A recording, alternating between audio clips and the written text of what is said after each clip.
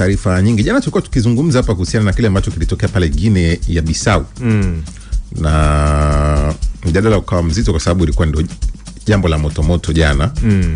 Lakini jana naona baadaye imetoka taarifa ya wanajeshi kumwapisha kiongozi wa muda. Mbona imekuwa haraka sana? Wanajeshi wa Guinea Bissau wamemwapisha Jenerali Hotan Tanaman kuwa kiongozi mpya wa mpito wa nchi hiyo kwa kipindi cha mwaka mmoja leo jana hiyo Alhamisi Novemba 27, siku moja baada ya mapinduzi na kukamatwa kwa Rais Umaro Sissoco Embalo wa nchi hiyo wakati matokeo ya uchaguzi wa kisiasa yalipokuwa yanakaribia kutangazwa. Tangaza jana kabla hajaapishwa nilikuwa naangalia taarifa za AU Africa Union. Kwa sababu walikuwa na waangalizi wao kule wanatazama uchaguzi. Na wanasema wamesikitishwa sana na wanashangazwa kwa hali ambayo imetokea Guinea Bissau.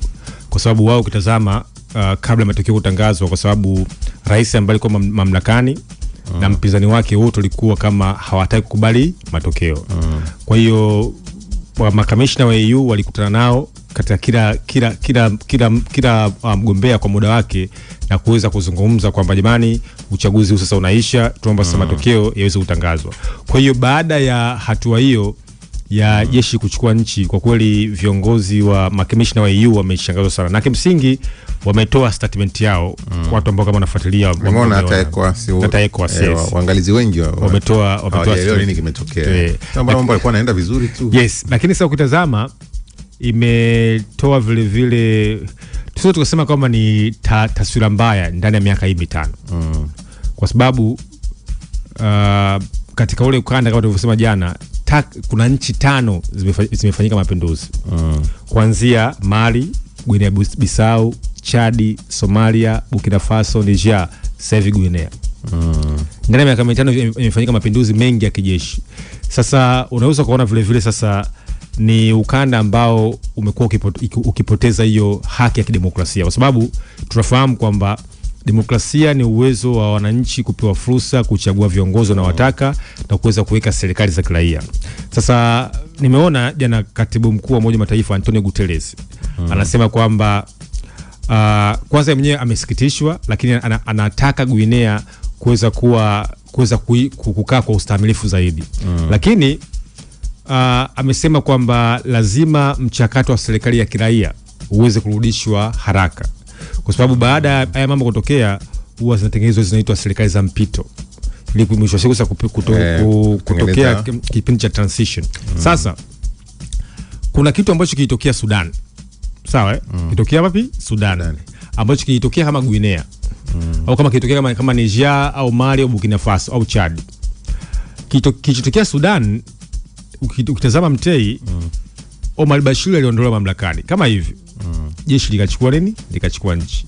Lakini baada ya pale tukashuhudia kuna mpambano mkali sana kati ya vikosi vya RSF na vikosi vya Sudan Army Force. Kwa hiyo hii Sudani imevurugika nchi yao kwa sababu ya yale mapinduzi ambayo yalitokea mwaka 2019. Sasa vile hivi sio vitu vya kufurahia. Kwa sababu vinaenda kuharibu ile mifumo ya kidemokrasia ya nchi. Na ukitazama hizi nchi ambazo nimezitaja, Chad, Burkina Faso, Mali, Niger, Gaboni, sio sasa hivi Guinea Bissau, ukiangalia historia yao wana historia hiyo ya mapinduzi. Ndio nikasema kwamba jana katika ukanda wa East Africa kuna kuanguka kwa demokrasia na kuinuka kwa demokrasia nyingine ambayo inaongozwa na wanaitwa groupe d'état au junta. Lakini sasa hoja msingi kujiuliza sasa, la kujiuliza vile swala msingi sasa, tukifanya sasa tathmini ya kinifu, je, haya mambo yanatija? Ndio swali ambalo swala msingi nalo. Kwamba je, haya mambo sasa yanatija? Tukiangalia reflection katika hayo ambayo hizo nchi ambazo zimetokea, Niger, Burkina Faso, Mali, Gaboni, sasa hivi Guinea, je, yanatija? Yani kuna direct impact ambazo tunaweza tukatathmini kwamba zimetokea baada ya mambo kutokea katika hizo nchi. Kwa jibu vile inaonyesha kwamba bado haya mambo hayana tija. Kwa hiyo hizi nchi zijenge taasisi zijenge watu, zijenge uzalendo, zijenge utaifa. Na ukitazama hizi nchi nyingi Mtei, kwanza kwa mfano, hebu tazama kwa mfano nchi kwa mfano hizi Mali, Burkina Faso, Niger. Hizi nchi kwanza hata hazina lugha ya taifa. Lugha yao inaweza ikaya mkooni wa Ufaransa, wanaongea baki French. Lakini ndani ya nchi kuna baadhi ya maeneo wanaongea Kiingereza, wanaongea Kifaransa, wanaongea lugha za makabila.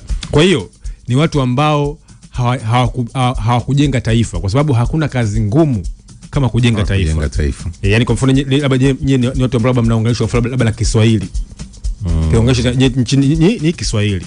Nyinyi kwa mfano labda mlivunja ukabila, mlivunja udini. Kwa hiyo kwao ukitazama imekuwa tofauti. Kwa hiyo huyo mwanajeshi, huyo mkuu wa majeshi amechukua nchi, lakini nimeona viongozi wengi wa taasisi za kimataifa wanasema kwamba wanatamani serikali ya kiraia iweze kurudi mamlakani. Taifa la watu milioni 2 limeingia kwenye historia nyingine. Mbona jana rais wa Rwanda Paul Kagame alikuwa naye akizungumza, akitoa maoni kwa haya ambayo yanatokea kwenye baadhi ya mataifa ya magharibi, mapinduzi na nini.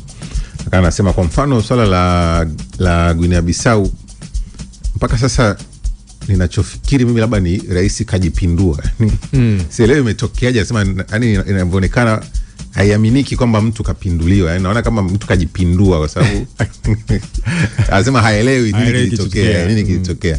Lakini amezungumza vizuri, ametoa maoni kuhusiana na vijana wa mataifa ya Afrika kwa sasa. Amezungumza, nilimwona jana akijaribu kuadresi vitu ambazo zinatokea kwenye mataifa mengi ya Afrika. Akasema basi kama na yeye ametoa maoni yake ni ya kwake.